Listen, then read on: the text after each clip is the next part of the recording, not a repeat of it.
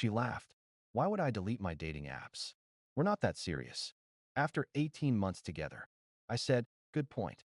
Then I reactivated mine and matched with her sister.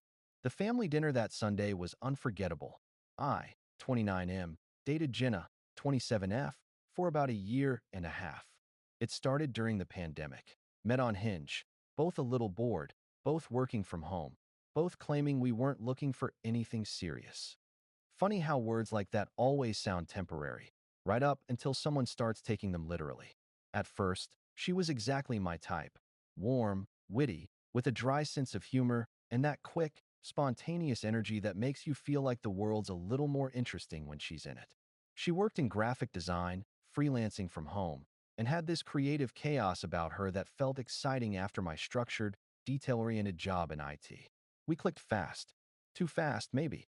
The first few months were that perfect honeymoon stage. Constant messages, late-night calls, weekend trips, cooking together, all that. She'd stay over 3 or 4 nights a week, started leaving stuff at my place, skincare bottles, a charger, a toothbrush. I didn't complain. I liked it. I liked her. By month 6, she referred to me as her boyfriend to her friends, introduced me to her parents on FaceTime, even brought me to her sister's birthday dinner. Her sister, Rachel, 25F, was quieter, more grounded, worked in HR, had that put-together calm that Jenna didn't. I remember thinking they couldn't be more different. Jenna was chaos. Rachel was gravity. Then came the small red flags. She'd disappear for a few hours in the evening with vague explanations, just catching up with people, work call, errands. Sometimes I'd see a new follow on her Instagram from some random guy, and she'd shrug it off. Relax, he's just someone from a client project. Once, I accidentally saw a notification pop up on her phone, a message preview from Tinder. You still around this weekend? She laughed when I asked about it. Babe, I don't even use that. I just never deleted it. I'm not talking to anyone there. I wanted to believe her. And for a while I did. Because when you love someone who's inconsistent, you learn to explain away everything that doesn't fit the story you want to believe. Fast forward to about 18 months in. We were at brunch with her friends, small cafe, mimosas, that casual Sunday buzz. One of her friends joked about couple goals, and someone asked, so when are you guys moving in together? I laughed, looked at Jenna, expecting a light-hearted joke back. Instead, she sipped her drink and said, oh, we're not that serious. The table went quiet. Then someone nervously chuckled. She added quickly, I mean, we're having fun, but it's not, like, marriage serious. It was the way she said it, dismissive, with a little eye roll. Like the idea of us being serious was somehow embarrassing. I remember sitting there, trying to smile, while something cold and heavy settled in my chest. Later that day, I asked her about it, calm but direct. 18 months in, and you still don't think we're serious? She shrugged, that same tone, light, casual, deflecting. I just mean we don't need labels and pressure.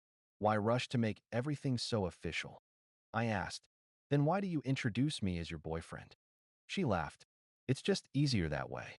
Then she dropped the line, that infamous, offhand line that changed everything. Why would I delete my dating apps? We're not that serious. And she laughed again. Not cruelly, not mockingly, just dismissively. Like it was a joke, like I'd be fine with it. I wasn't. I didn't argue. I didn't yell. I just said, good point. She smirked, thinking I was being sarcastic. I wasn't. The next day, I reactivated my own account. Not to get even, at first. Just to remind myself that I wasn't stuck in her half-commitment limbo. Within 48 hours, I matched with Rachel. Yes, her sister. I didn't swipe right as some revenge fantasy. Honestly, I hesitated for a long time before even deciding what to do. But Rachel had liked my profile first. Her message was simple. Hey, this is weird, but I didn't expect to see you here. I replied, yeah, me neither. Then, after a long pause, she sent, guess Jenna hasn't changed much. And that was the start of something I never could have predicted. We didn't meet up right away. We talked. For days.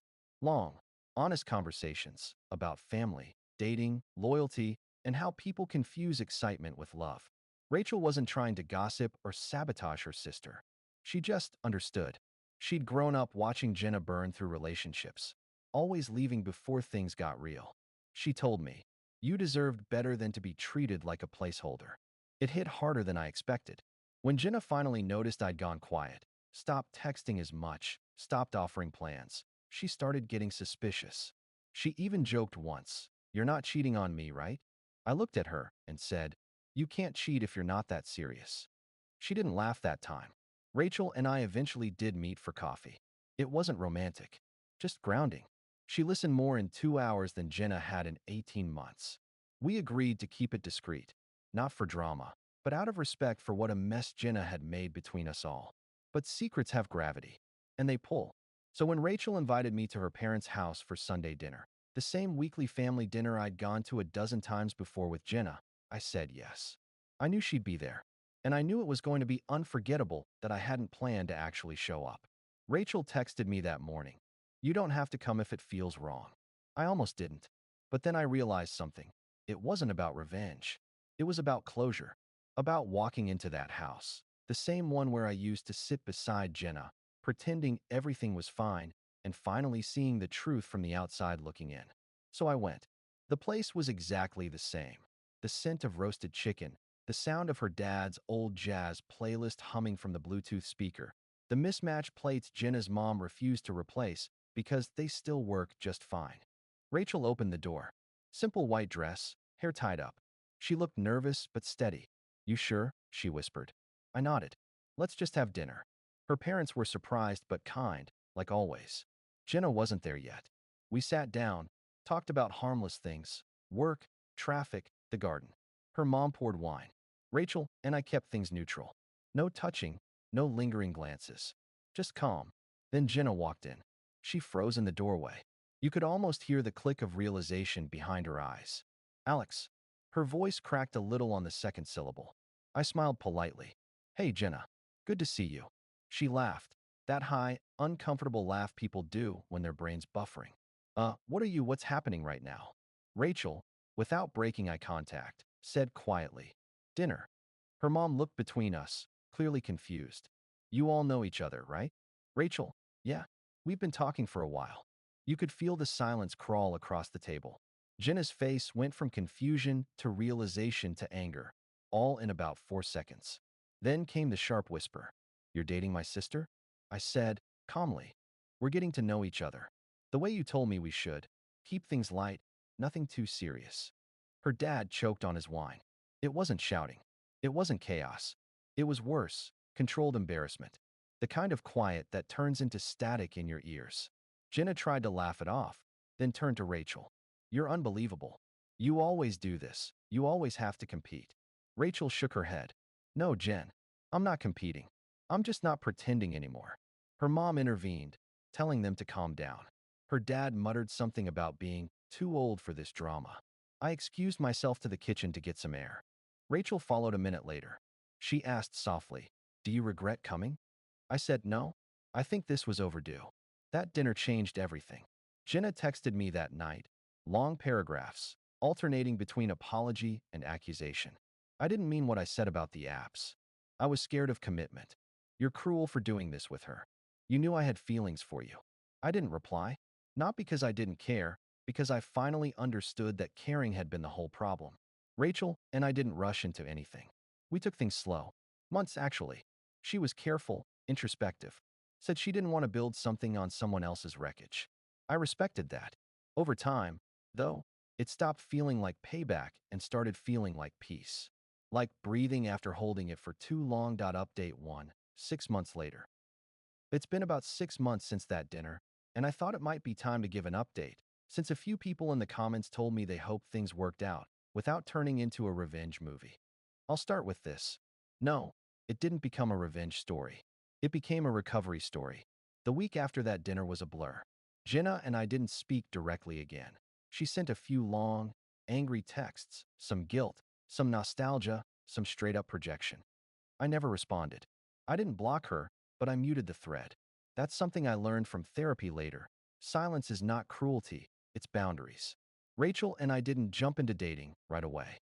Honestly, we both felt raw, not because of guilt, but because of how much emotional cleanup was left behind after Jenna. We saw each other a few times, carefully. Coffee, walks, cooking together. She's quieter than her sister, but where Jenna needed attention, Rachel gives presents. There's a difference. One fills a void, the other makes space. After a few weeks, Jenna's mom called me. She wasn't angry, just sad, I guess. Said she didn't know what had really happened, just that Jenna took it badly. I told her the truth, as gently as I could. Jenna had told me we weren't serious. Her mom sighed and said, she says that every time someone gets too close. That hit me harder than I expected. It made me stop viewing Jenna like some villain in a story and more like someone stuck in her own patterns. Rachel eventually posted a photo of us. Nothing romantic, just the two of us smiling at a small restaurant. A few hours later, she told me something strange. She'd sent the same picture in their family group chat. That's when everything went silent. No comments. No emojis. Then, 10 minutes later, Jenna quietly left the chat. No scene.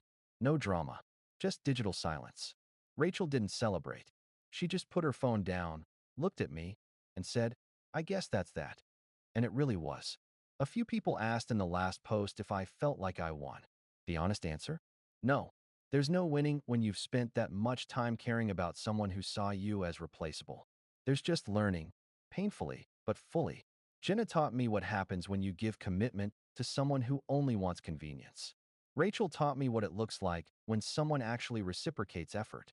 We're good now. Quiet, stable, a little boring maybe, but I'll take boring over anxious any day. Sometimes peace feels unfamiliar when you've been living in emotional turbulence for too long. That's all for now. No revenge, no regrets, just gratitude that I finally stepped out of a loop I didn't realize I was in. Edit. A few of you asked how Jenna's parents reacted. Her dad texted Rachel about a month later. Just a simple, hope you're happy, kiddo. That's how their family works. No speeches, just one-line messages that carry more than they say. As for Jenna, from what I've heard, she moved to another city, started a new job, and has been single for a while. I honestly hope she's doing better. I mean that. Not everyone heals the same way. Some of us do it quietly, others by burning bridges and moving on. I used to think closure came from confrontation. Now I know it comes from finally not needing one. Final update, 2 years later. Hi everyone. Didn't think I'd ever post here again.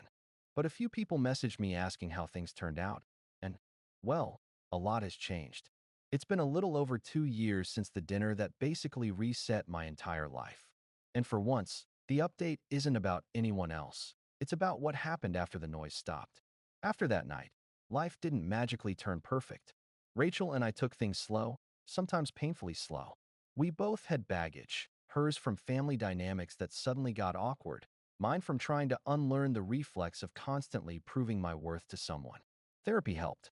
Not the dramatic kind, just the steady, uncomfortable work of asking why I was so drawn to people who needed convincing. My therapist once said, you didn't fall in love with Jenna. You fell in love with potential. And that's not the same thing. That sentence stuck. It made me more honest about what I give and what I actually want back. Rachel and I eventually moved in together. It wasn't some movie montage. We had rough patches, honest talks, long nights figuring out what it meant to build something real after the mess. But she's the first person who ever made peace feel like the natural state of things instead of a temporary break from conflict. Last year, I proposed. Small ceremony. Backyard, string lights, just our closest people. No dramatics, no speeches about how it all started. The story was ours, but it didn't define us. It just got us here. As for Jenna, I did see her once more, by accident. About 6 months ago, at a wedding for mutual friends. She looked different, calmer, maybe older. She came up to me during the reception, gave a polite smile, and said, I heard you and Rachel are engaged. Congrats. Her tone wasn't bitter, just neutral. I thanked her, and that was it. 2 sentences after years of noise. When she walked away, I realized something. That was the closure I didn't even know I needed. Not revenge, not validation. Just nothing left to say. Her parents still talk to Rachel occasionally. Her dad even came to our wedding. He told me something afterward that I'll never forget. Sometimes the right people just meet in the wrong order. That line hit me hard. Because it's true. If I'd met Rachel first, maybe things would have been simpler. But maybe I needed to go through Jenna to actually recognize what a healthy relationship feels like. The biggest lesson? You can't shame someone into loving you right, and you can't fix someone by being endlessly patient. Love doesn't require you to shrink yourself just to fit someone's comfort zone. Jenna once said, We're not that serious. At the time, it felt like an insult. Now, it feels like a strange kind of gift because it pushed me to stop mistaking casual words for real commitment. Today, my life is quieter, happier, but in a grounded, grown-up way. No games, no half answers. Just two people who choose each other every day, not because they need to prove a point, but because it feels like home. And sometimes, when Rachel laughs, that full, unguarded laugh, I remember that first brunch with Jenna, the eye roll, the dismissive tone. It used to sting. Now it doesn't. It just feels like a chapter that finally ended.